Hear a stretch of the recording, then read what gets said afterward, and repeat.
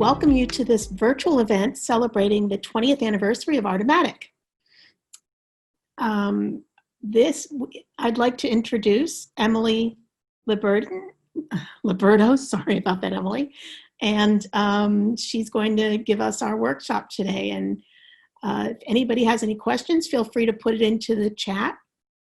In a couple of minutes, I will also put Emily's tip jar. If you feel like giving Emily a tip, which who doesn't love tips, you can go ahead and send her that, and I'll put that into the chat. And now it's over to you. All right, thank you, Abby. Hi, everyone. Again, my name is Emily. Thank you all for joining us today virtually. I'm going to be sharing a presentation through my screen. So you're going to see that now pop up on your screen.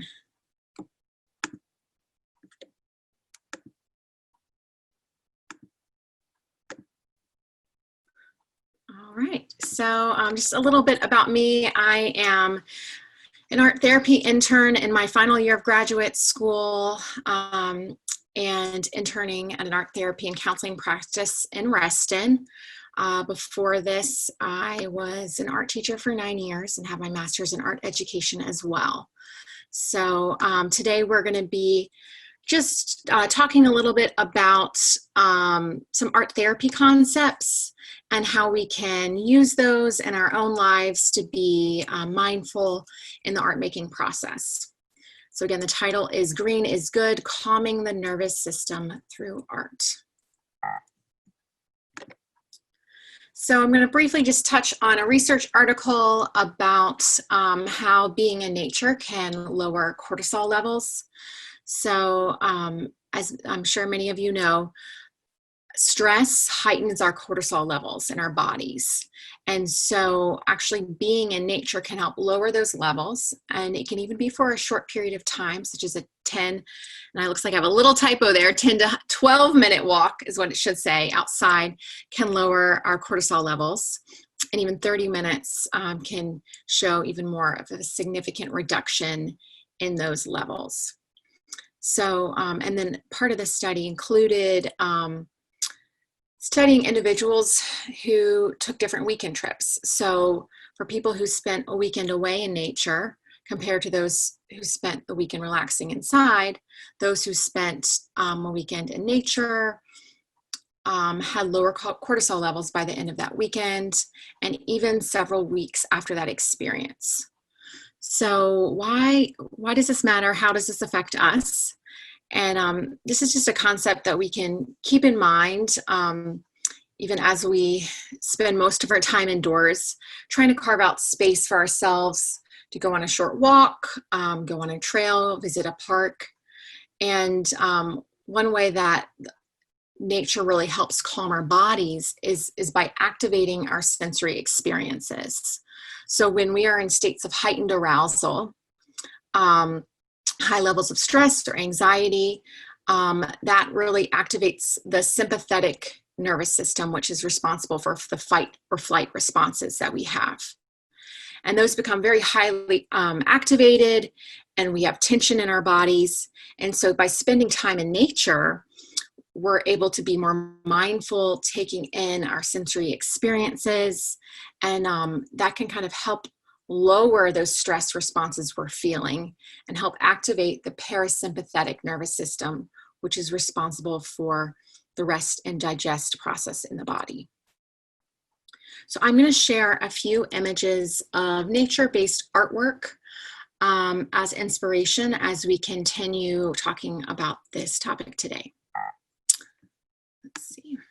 So Annie Goldsworthy is a well-known artist who works primarily with natural materials.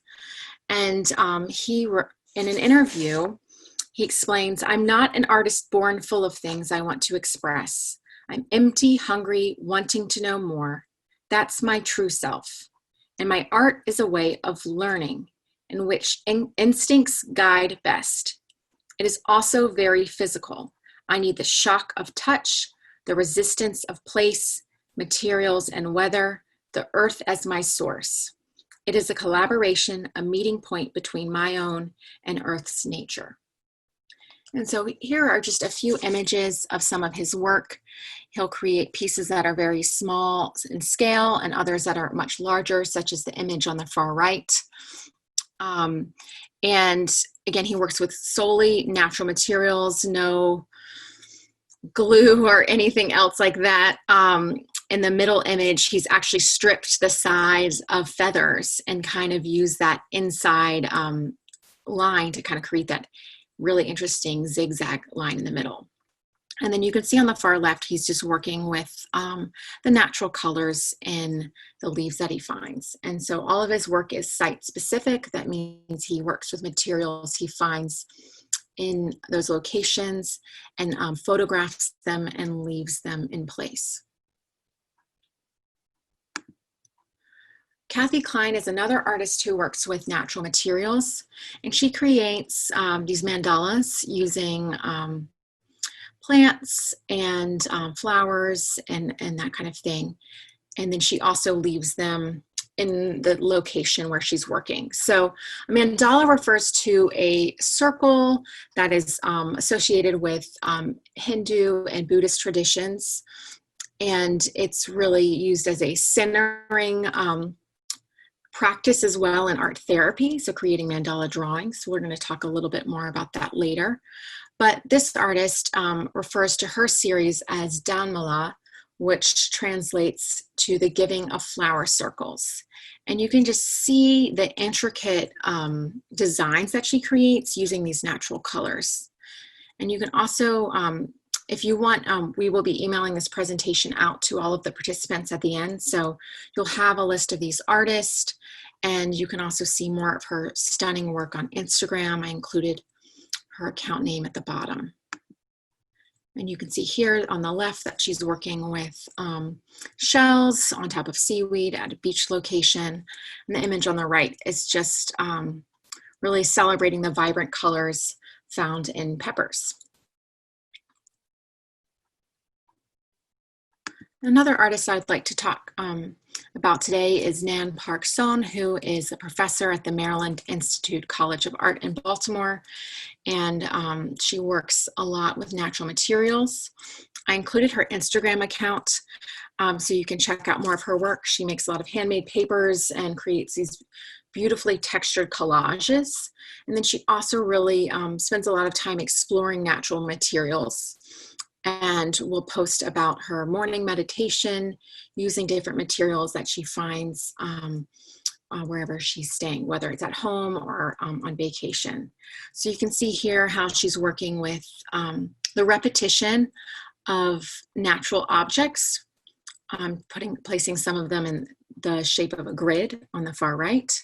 And in the middle, you can see more asymmetrical configurations of the materials, playing with the color and the texture. And on the right, you can see a larger piece that she's working on that is site specific.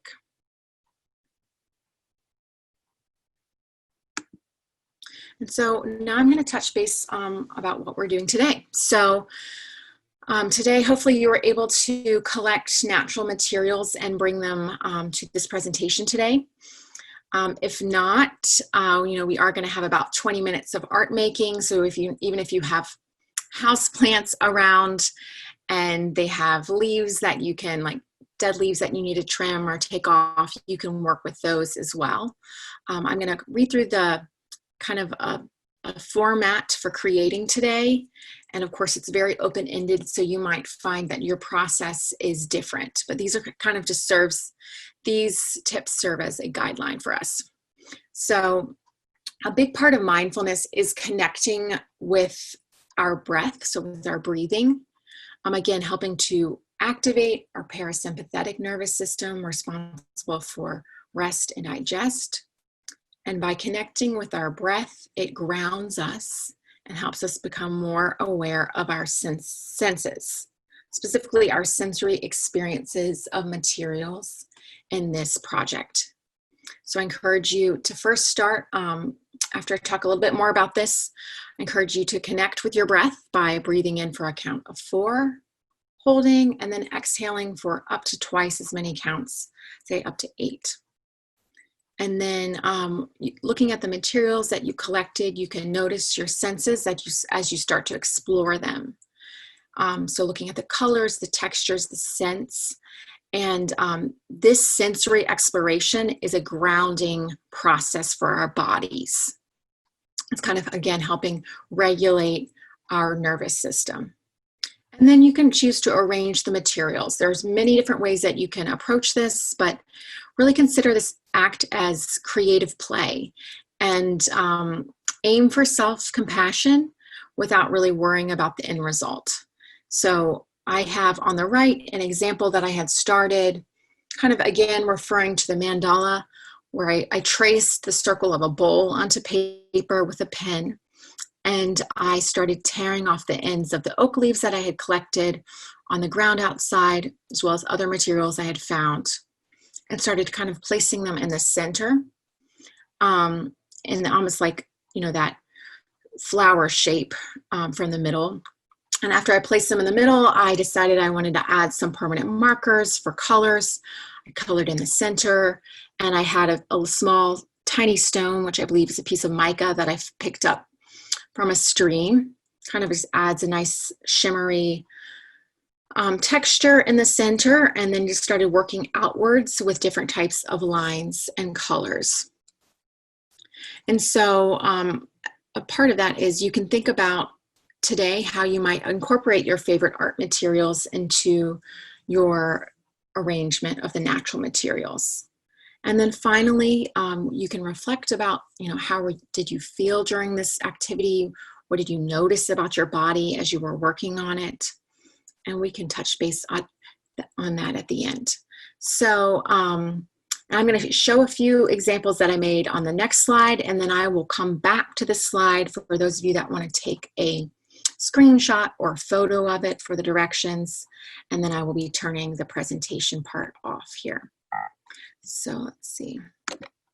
So here's another example I had made, just using cardboard as the backing for the surface for this. I just had a shipping box, and I started with kind of making the mandala on the left with oak leaves and acorns that I had collected on the ground. And then I thought, this might be fun to try incorporating oil pastels, which are very smooth and vibrant and would show up on this cardboard surface. So you can see in the middle how I kind of removed the leaves, started layering those oil pastels in the middle, and kind of working in that circular form. Again, like I said, is very grounding. So it's a calming process. And then on the right, I added the final oak leaves on top as a way to complete the mandala. So I'm going to flip back to this screen here, and so I encourage you to take a picture of the directions. I'm happy to go over them as well while you're working if you have any other questions, but we're going to have about 20 minutes or so to start this off, and time to kind of share and reflect at the end if you would like. But I can have this slide up for about a minute or two for those of you that want a copy of it for your independent work time.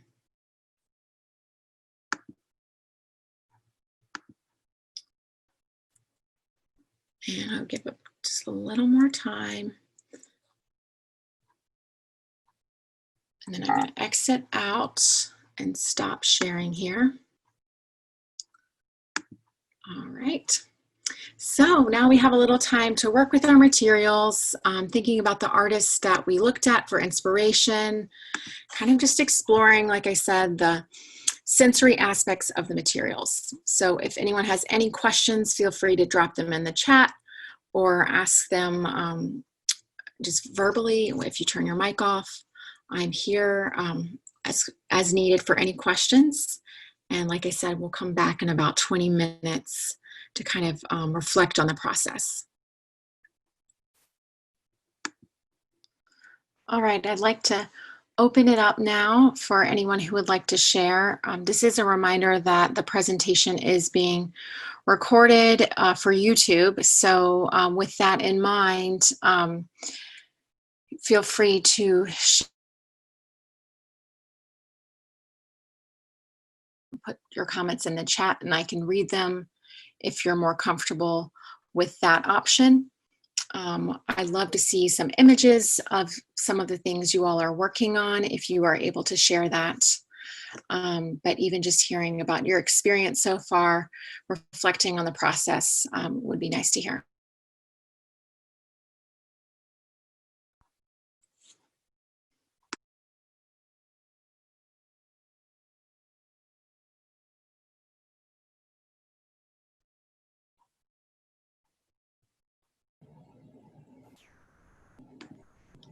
Hi. Hi, is that me? Yes. So I'm gonna try to turn my camera rear. Oh, okay. So, and there's my cat is sniffing around. But it's a terracotta pot, and I had pebbles, and then blueberries and almonds, and some chia seeds, and a slice of grape tomato. Thank you so much for sharing, Sharon. And I think your work is a good reminder that we can work with food, right? Because they're natural materials. So fruits and vegetables and nuts. So that is such a creative use of those materials. And to think that you could make that in your kitchen is really neat. Exactly. It's really fun. Thank you so much. Yes, thank you so much for sharing.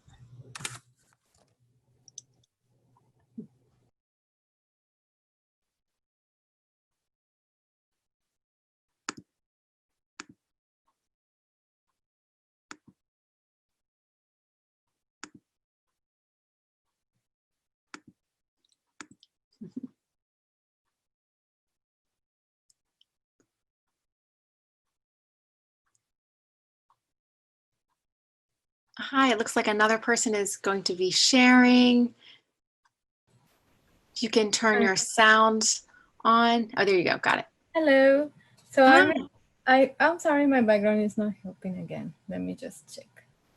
I will take that off. All right. So what I have is this little thing. Okay. I don't know. It's like Fantastic.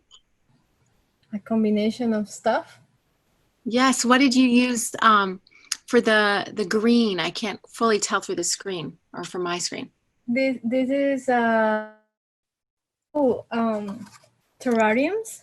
Okay. Yes. So I use this kind of material, which is, I don't know how to say it in English, but I think it's moss. Oh, yes. Someone listed it too. Moss. Yes. Yeah.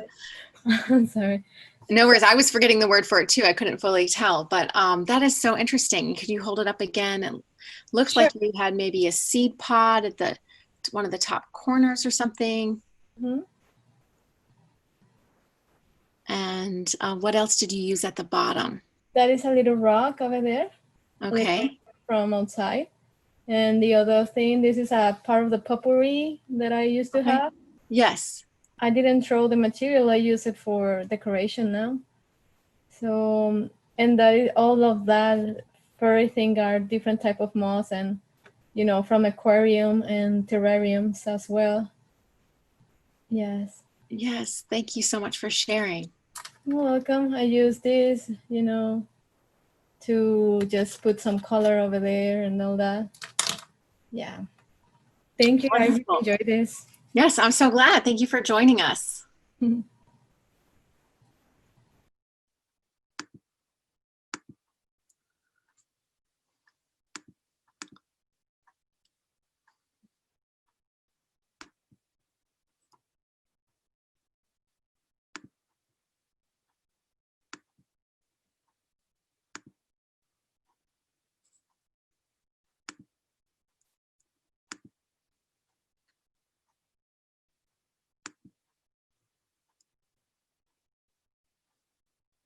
Again, and if anyone else would like to share but feels more comfortable placing their comments in the chat, I'm happy to read that out loud for everyone as well.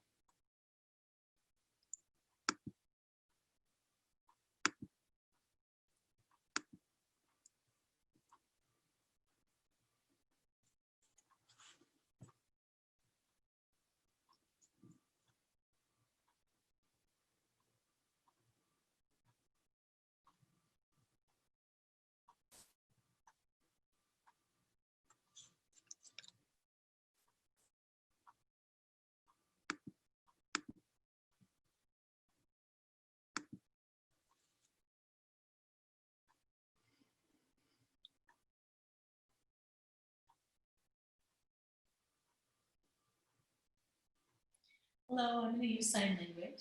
Can the interpreter see me? All right. So I only use 2 materials. This rock, and I pulled out some leaves. I don't know if you can see. And here.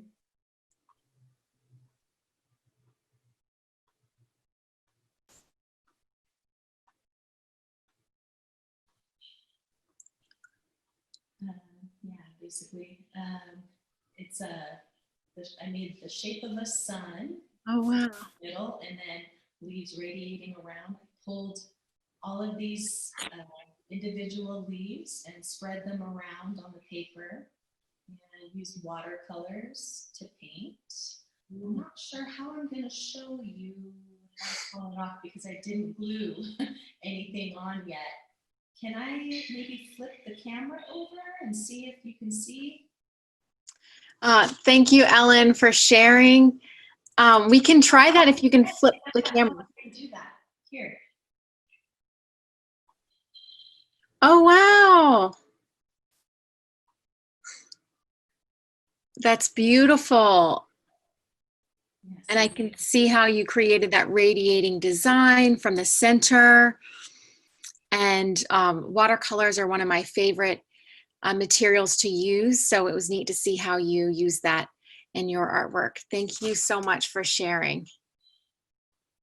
Yeah, sure thing. And I do have a question about the green leaves. They will turn brown, right? Yes. So that is a factor to consider when working with natural materials.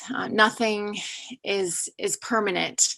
So it's part of the process. So I encourage you to take a photo if you can. Yes. I remember when my kids, yeah, there you go. That's an idea. I remember my kids doing this type of artwork too. Thank you. I really enjoyed your workshop. Oh, thank you so much. I appreciate it.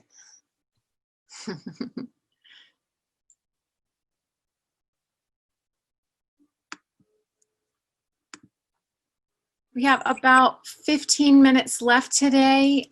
If anyone else would like to share. And you're welcome to keep working. And of course, keep working on this after the conclusion of our workshop. I came in a little late today, but I wanted to show you a few things that I'm collecting from my yard. Oh, fantastic. Thank you so much. Do I just turn this screen around to show you? Yes, that's a perfect Okay. idea. Okay. I don't know if you can see them, but Oh, wow. Yes. I think it's an owl feather and a butterfly. Oh, beautiful. That didn't make it through the storm. I found it on the ground. But yes, those are very interesting materials for you to work with. You know, that butterfly is a very rare find, I feel like. it is intact, yeah. Yeah, the ants I had to shake the ants off of it. Yes. But yeah, no, I want to do something with it, but they're so delicate, I'm not sure what to do, so. Yes, well, it can even be something very simple that you just arrange it, you know, for today and take a photo, right? And it's probably not lasting, you know, with those materials. So we did talk about just kind of using what you have, but even in the artwork that I shared that I made for this, I didn't use glue or anything. It was more of just working, you know, on a flat surface, thinking about how it's calming to the body and kind of using natural materials as new inspiration for art making as well. So you can just play with the materials, arrange them, experiment with the idea that, you know, whatever it is will not be permanent. Right. Unless if you want to include art materials like drawing or painting materials, that part you could save if you would like. Okay. Well, thank you. Of course. Thanks so much for sharing. You're welcome.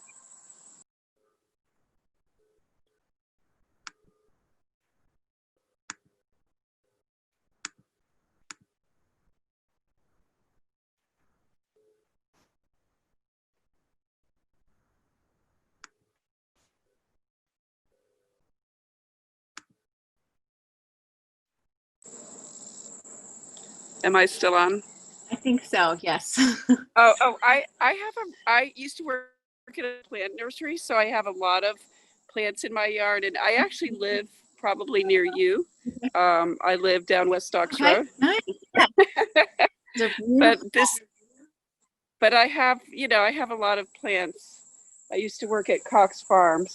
Oh, wow. So, yeah, so every day I'd bring home plants. So I just spend my summer barefoot and out in this yard playing with the flowers. So that's so great. Yeah, we talked about at the beginning. if I find anything else. Yes. No, I think that's wonderful. We talked about at the beginning too how spending time in nature, as you know, is very calming and good for helping our bodies self-regulate. So that's great that you're able to, you have that outdoor space and you can work with plants and flowers. Yeah, it's true. There's a real butterfly here, but it's too fast. Yeah. Here's some flux, but anyway.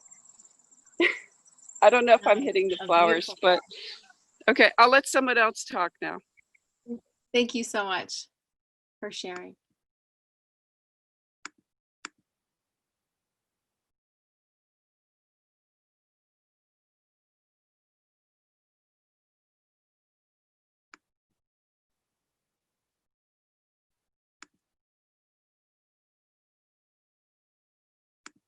Let's see, we have about 10 minutes left. If anyone else would like to contribute or even reflect on how they felt while creating art for this activity.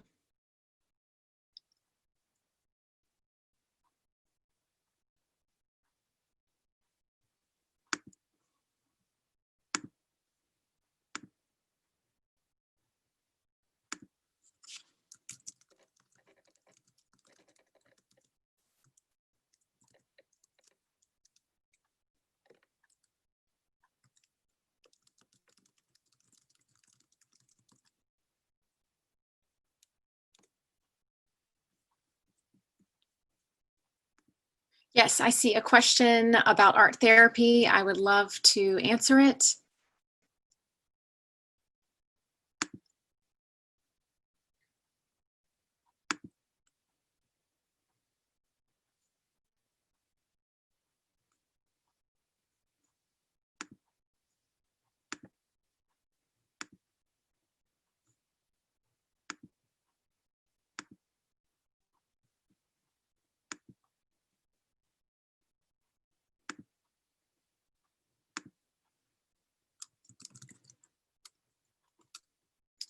So I see a question about how is art therapy used for individuals with PTSD and those with pain, and if this person could add, are you talking about physical pain or emotional pain? If you could just clarify that one part. But art therapy is, okay, let's see. Oh yes, physical. Okay, great. So art therapy can be used with individuals, children, children, teens, and adults for a host of, a variety of different issues. So, for example, with individuals dealing with PTSD, their brain is kind of stuck in the fight or flight process.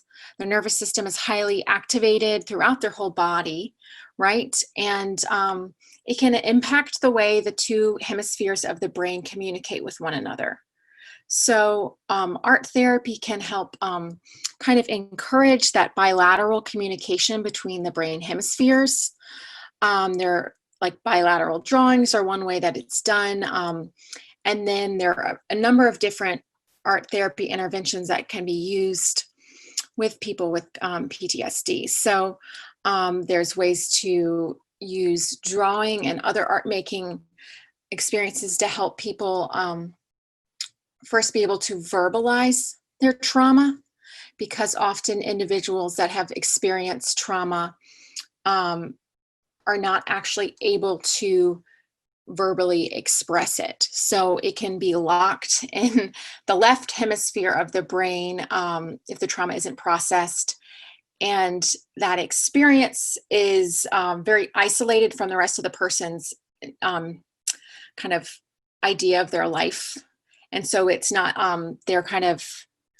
it's not fully integrated in their minds. And so art therapy allows a person to visually express the trauma in ways that can help them start to articulate what happened.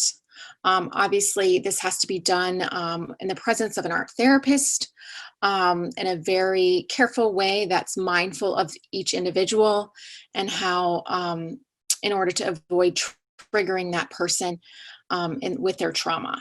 So there's many different ways to do that, but something that I love about art therapy is that it does connect to neuroscience and also just the body's movement, the process of creating, and it facilitates verbal expression. So for those with chronic pain, like physical pain, again, your nervous system is kind of in that fight or flight response where your sympathetic nervous system is in overdrive. And there are ways you can incorporate breathing, body scans, and actually images of the body to kind of help bring awareness to parts of the body where you're having pain and to encourage relaxation. Mindfulness, as I touched on in the presentation, is a really important concept in counseling and art therapy. And it's helping individuals be mindful of their bodies in the present and their thoughts and actions. So there's many different ways to create art and art therapy about chronic pain, but I hope that kind of gives an overview to your question. Let's see. Yeah, so I see, interesting that PTSD is left hemisphere, yet art is right brain centered. Well, yes, you're welcome. Thank you for this great question. So, PTSD does affect both hemispheres, right? Left brain is really responsible for language. Right hemisphere is responsible for kind of the emotional processes. So it does affect both hemispheres, but it is really interesting that the right side is also where the art making kind of comes in. So there's been a lot of really interesting work with art therapy with patients that are experiencing PTSD.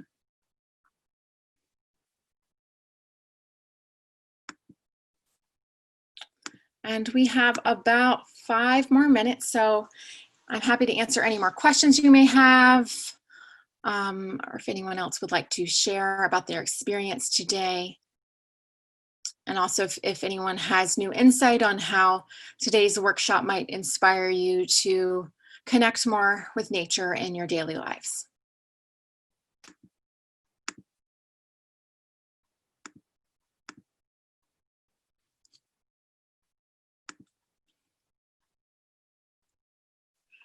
Thank you. So glad you enjoyed it.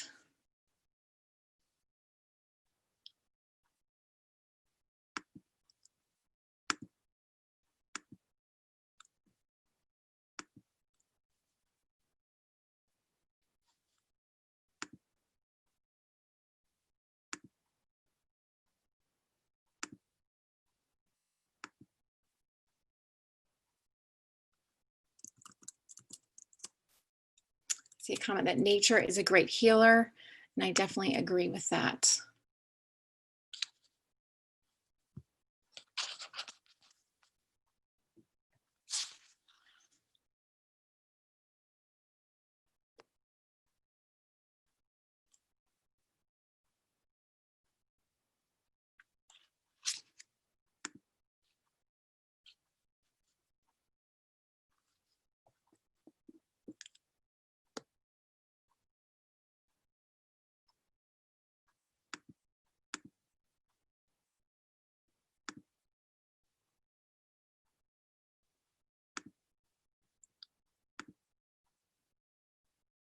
And I see a comment that gardening is very helpful when people are going through stress.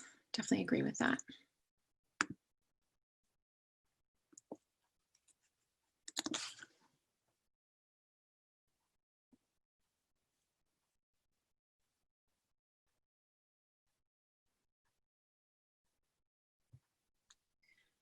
Okay, if there are no further comments or questions or wanting to share, I think we will go ahead and close out this workshop. I'm going to stop recording.